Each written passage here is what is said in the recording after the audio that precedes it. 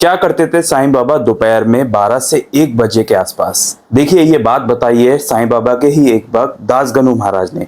और दासगनु महाराज ने एक दोपहर की बात बताई है। वो एक दोपहर द्वारका माई में गए और दोपहर में वो बाबा को देखते हैं कि बाबा अपने पास से एक पोटली निकालते थे जिसमें सिक्के भरे होते थे।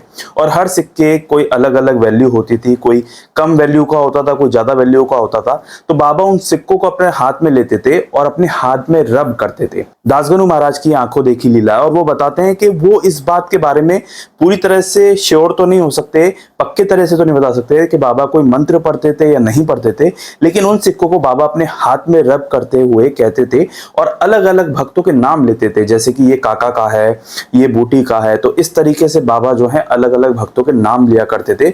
और उसके बाद जब बाबा से कोई मिलने आता था तो बाबा उन सिक्कों को अंदर वापस रख के अपने पास रख लेते थे।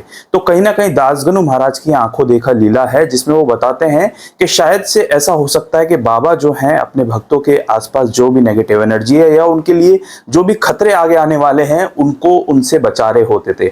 तो ये बात हमें जानने को मिलती है। यहाँ पर एक गौर करने वाली बात यह है, बाबा दोपहर में ही ऐसा इसलिए करते थे क्योंकि अक्सर जो है 1910 के बाद इतनी भीड़ बढ़ गई थी शिरडी में, जो अपने अपने समस्याओं के लिए भक्त आते थे वो बाबा से बातचीत करते थे। और चाहे सुबह हो या रात्रि हो, बाबा को एकांत में बैठने का समय नहीं मिलता था। देखिए, जब बाबा शिरडी में आए तो शुरुआती दिनों में तो बाबा जंगल में पैदल निकल जाया करते थे, अलग अलग दूर दूर चले जाया करते थे। लेकिन बाद के दिनों में जब भक्तों की संख्या बढ़ गई थी तो बाबा ने बाहर जाना, मतलब जंगल में जाना बहुत कम कर दिया और ना के बराबर कर दिया, जिस वजह से दोपहर का समय एक ऐसा समय होता था जब बाबा को एकांत में रहने का अवसर मिलता था और बाबा उस समय किसी को अलाउ नहीं करते थे। तो यही बात दासगनु महाराज जी ने देखी कि बाबा ये विचित्र चीज करते थे।